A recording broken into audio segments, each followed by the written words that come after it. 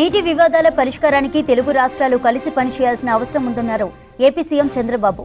నంద్యాల జిల్లాలో పర్యటించిన బాబు హంద్రీనీవాకు నీటిని విడుదల చేశారు. నీళ్ల విషయంలో గొడవలు అవసరం లేదన్నారు. ఇచ్చిపుచ్చుకునే రీతిలో వ్యవహరిద్దామని చెప్పారు. రెండు తెలుగు రాష్ట్రాలు బాగుండాలన్నారు. గోదావరి బోర్డు హైదరాబాద్లో, కృష్ణా బోర్డు విజయవాడలో పెడుతున్నట్టు తెలిపారు. అవసరమైతే గోదావరి నీళ్లు వాడుకోమని తెలంగాణకు చెప్పానన్నారు. రాయలసీమలోని ప్రతి ఎకరాకు నీళ్లు ఇవ్వడమే లక్ష్యమన్నారు బాబు. తెలంగాణ, ఆంధ్ర రాష్ట్రం కేంద్ర ప్రభుత్వంతో మీటింగ్ జరిగింది. నదీ జలాల విషయంలో కొన్ని నిర్ణయాలు కూడా చేశాం.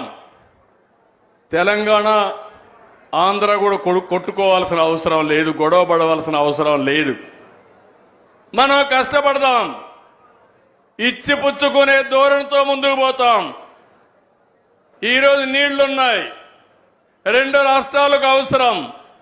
సముద్రం లేకపోయే నీళ్లు రెండు రాష్ట్రాలు వాడుకుంటే ఇటు రాయలసీమ, అటు తెలంగాణలో ఉండే మెట్ట ప్రాంతాలు బాగుపడే అవకాశం వస్తుంది. ఈరోజు రెండు పక్కల రెండు బోర్డులుంటే గోదావరి బోర్డు హైదరాబాద్లో ఉంటుంది, కృష్ణా బోర్డు విజయవాడలో ఉంటుంది.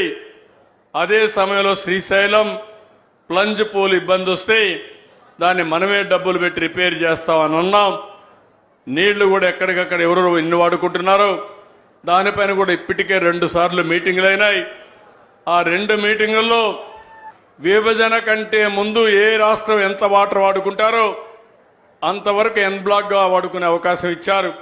ఆ నీళ్లు ఆ విధంగా వాడుకుంటే ఎక్కడ మన నీళ్లు అవసరమో అక్కడికి తీసుకెళ్లి అక్కడ నీటి సమస్య లేకుండా చేసే బాధ్యత తీసుకుంటున్నాం. ఇలాంటి వాతావరణం నేను ఒకటే చెప్పాను. అవసరమైతే వాళ్ళు కూడా గోదావరి నీళ్లు వాడుకుంటారు, మనం కూడా వాడుకుంటాం.